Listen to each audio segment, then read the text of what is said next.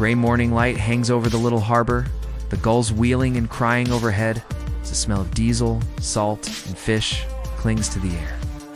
Henry Briggs, broad-shouldered and weathered by a lifetime at sea, coils a heavy net on the deck of his small fishing boat. The Mary Ellen. From the open door of the harbor master's office comes the crackle of a wireless set. A BBC announcer's voice, flat but strained, drifts across the dock. Our troops are now trapped in and around the port of Dunkirk, surrounded by advancing enemy forces. Henry's wife, Elizabeth, stands on the quay, arms folded tight against the chill. "They're saying it's the end, Henry. We'll lose them all," she says, voice low. Henry glances toward a knot of Royal Navy men speaking urgently to boat owners, their uniforms bright against the drab pier. On the wall beside them, a notice flaps in the wind. Required suitable civilian vessels for evacuation of Allied troops from France. He walks over, tears it down, folds it into his jacket pocket. "Not if we can help it," he mutters, and heads back to his boat. In the cramped cabin, the engine coughs and rumbles under his hands. The smell of oil and salt fills the air. Ah! A quick, urgent voice startles him.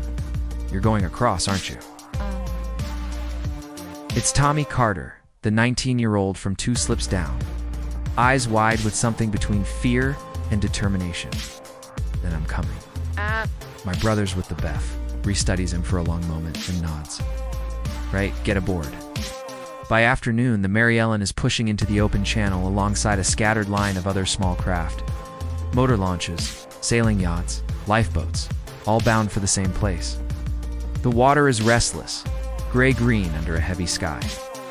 Somewhere far ahead, thunder rolls, but it's not thunder at all. Sounds closer than it should, Tommy says. "It always does at sea," Henry replies, eyes fixed on the horizon. As the day wears on, they pass a lifeboat crowded with gaunt, shivering soldiers. Overhead, the drone of engines grows louder, and a flight of Spitfires tears across the sky, chased by black-crossed Messerschmitts. Smoke columns rise in the distance. France, now visible through the haze. When they near Dunkirk, the sight steals the breath from them both.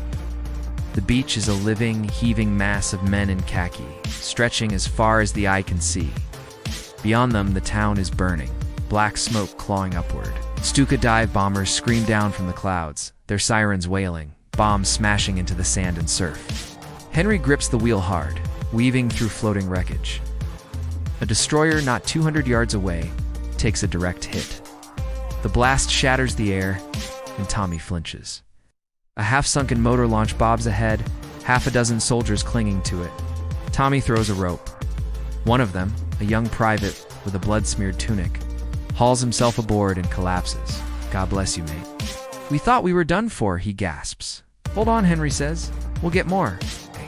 They nose into the shallows, grounding the bow in the surf. Tommy jumps overboard, waist-deep in cold water, dragging men toward the boat. Shells burst on the beach, throwing up fountains of sand. Soldiers shout and shove, desperate to escape. The Mary Ellen rocks dangerously under the weight, 20 men now crammed aboard. "That's all we can carry," Henry roars. Tommy scrambles back in, and they pull away as others wade after them, their faces hollow with exhaustion and fear. Henry keeps his eyes forward. He knows he cannot save them all. Night falls on the open channel. The wind cuts bitter, the sea restless beneath the overloaded boat. The soldiers huddle together, silent save for the occasional cough or muttered prayer. Somewhere in the darkness, gunfire pops and dies away. Henry steers by the compass light, scanning the waves for the telltale shadow of a U-boat. After a long silence, the wounded private speaks. "Why'd you come, sir?" Henry doesn't look up from the wheel, because someone had to, and because this sea belongs to us, no one tells us where we can't go. The first pale light of dawn reveals the white cliffs ahead. Wordless, the soldiers watch them grow closer, safety within sight at last. Elizabeth stands waiting on the dock, her scarf whipping in the wind. Tommy leans toward Henry. "You going back?" Henry meets his eyes. There's no hesitation in the answer. We're going back." The Mary Ellen noses into the harbor, her decks heavy with rescued men. As the lines are thrown ashore and helping hands reach out to steady the survivors, the little fishing boat settles into the water as if catching her breath. Before the sun has fully risen, she will be out again, heading once more toward the smoke on the far shore. Over 700 civilian vessels crossed the channel during the evacuation of Dunkirk. In 9 days, over 338,000 Allied soldiers were saved.